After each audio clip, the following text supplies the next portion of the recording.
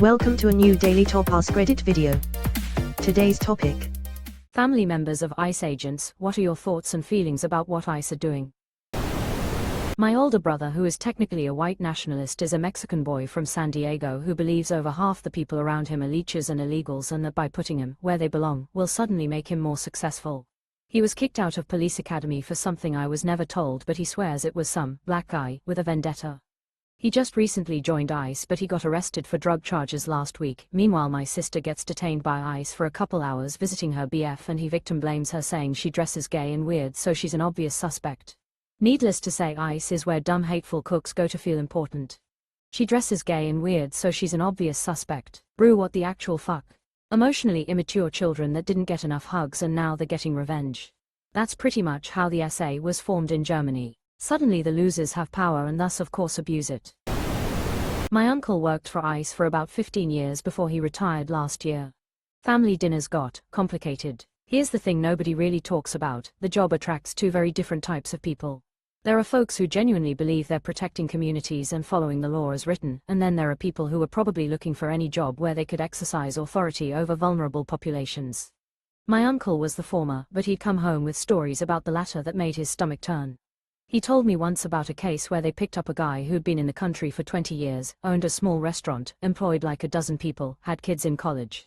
No criminal record beyond the immigration violation. The guy's daughter showed up at the detention center, and my uncle said watching her beg to see her dad through the glass was one of the worst moments of his career. He processed the paperwork because that was his job, but he stopped sleeping well after that. The cognitive dissonance was real. He'd justify it by saying, "I don't make the laws, I just enforce them," but you could see it eating at him.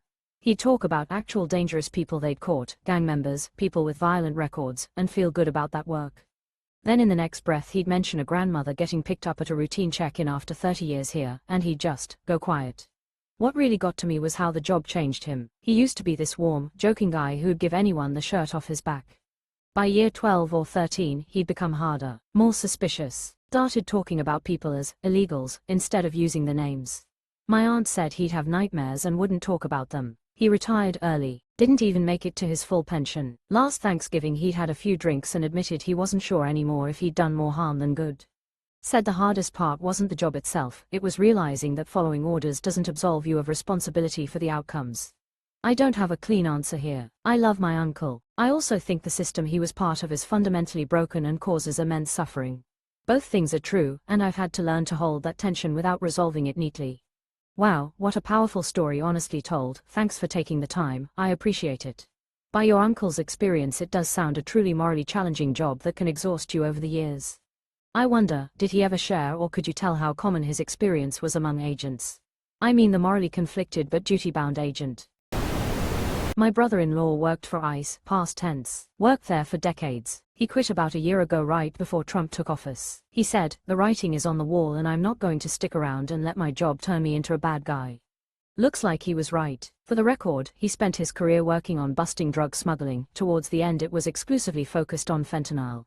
He wasn't looking for undocumented people. I have a friend like this. Super nice guy. Retired from CBP. Hates Trump. Haven't talked to him in the last year, but I imagine he's horrified by what's going on. Same, that's what scares me. The dudes who are there to reasonably do the job are checking out fast. A guy the first knew in college was a marine interdiction agent driving boats out of Long Beach intercepting suspected shipments of drugs into the country. He loved it and said it felt meaningful. He left last spring, a few months after Trump took office. He said he was told by his supervisors that in the next few months he was going to be transferred off the boat and onto the streets as a deportation officer. He said he was Border Patrol and not ICE. They said it really wasn't up to them. So he left. He's piloting some whale-watching cruises now. An example of why "I was just doing my job" is bullshit. We always have a choice. Your friend made the right one, especially right now. Nobody is being threatened with death if they don't join ICE, or even if they're within ICE and refuse an order. ICE agents are making a conscious choice with their employment, and they should never be allowed to live it down. Good for your friend. He sounds like a grown man with a backbone and a conscience. We could use a few more. I have 3 cousins that work for ICE and at least one friend's spouse. They all work in more specialized roles like human trafficking, drugs, and cybersecurity.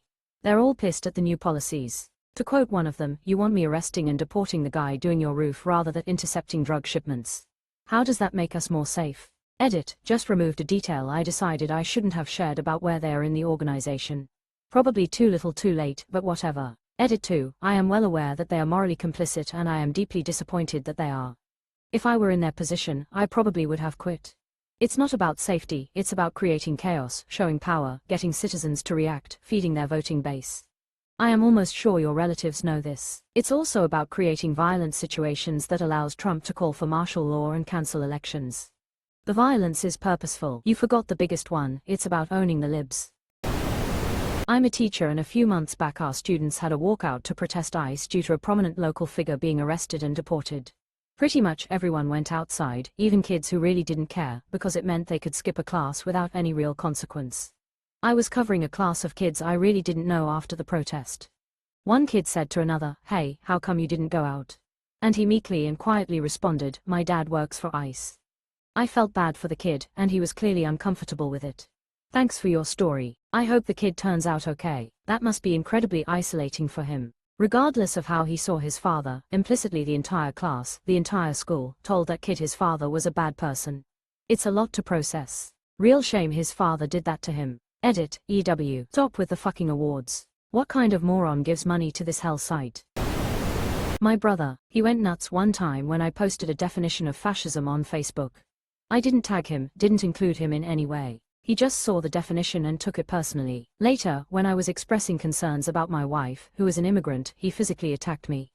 That's the kind of person they're recruiting. Ugh, I'm sorry. I firmly believe my brother, who is in the Proud Boys, applied to be in ICE but was rejected because he has some major health problems. I have not spoken to him in years because of his shitty behaviors and beliefs. Having a brother like that sucks. Your brother must have some missing limbs to be rejected from ICE.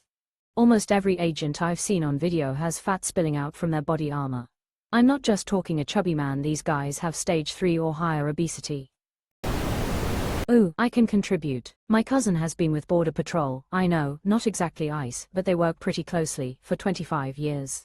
I just talked with her on the phone. She went from going after rapists, pedos, domestic terrorists, and the absolute worst scum here illegally, to going after little old lady housekeepers and people who have been here for decades that are easy to locate, and deporting them. She hated it, finally retired, said all her co-workers who used to enjoy going after the bad guys are now also retiring or leaving. Trump has them going after low-hanging fruit, and she also said the people they are hiring are incompetent and no background checks. Her last month of retirement, 2 of the new hires had to be escorted out when it was discovered one of them beat up the bus driver transporting from the academy. The other one, come to find out, was a violent serial rapist. She was so happy to turn in her badge and gun. Sounds like ICE recruitment is the easiest option to lure in rapists and violent offenders off the streets. Pity we can't funnel them behind bars versus what we're doing now with giving them guns.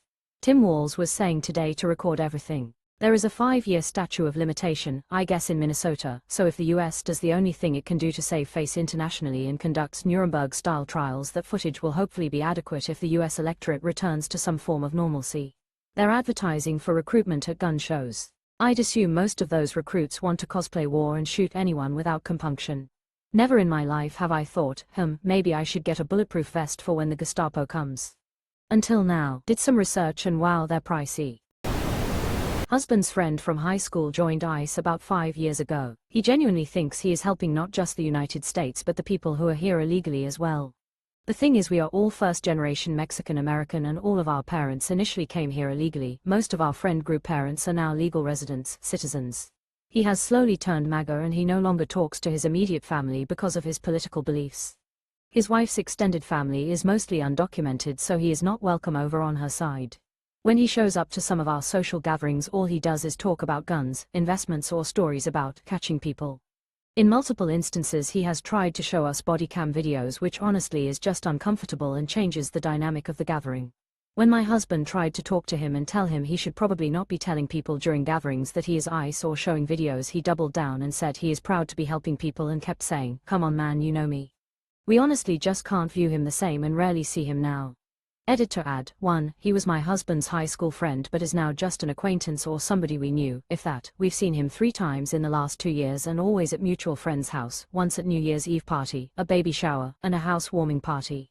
Prior to that he joined the military and was gone for training for a long time, so didn't see much of him. He is not welcome in our home or ever invited by us. 2. The videos he has are from his body camera, and they clearly show when he is detaining people and are kept on his phone. I am assuming he recorded them on his phone from his work computers, TVs. 3. Our families received legal status from the 1986 immigration reform signed under Reagan. Come on man, you know me. Not really, no. Quote. Or, yeah we do, and that's why OP doesn't speak highly of them. Why is he still invited to your social gatherings? Come on man, you know me. Not anymore. Morality is not something to gamble with. My wife's family think they are morally superior to us in every way. I don't know. I didn't vote for a convicted felon and rapist, who has more than enough convincing accusations of child sexual abuse to be even a little credible to the dumbest of people. But we think trans folks should exist and a woman has a right to choose. While thinking religion with a human behind the wheel only benefits those at the top. So we are morally inferior.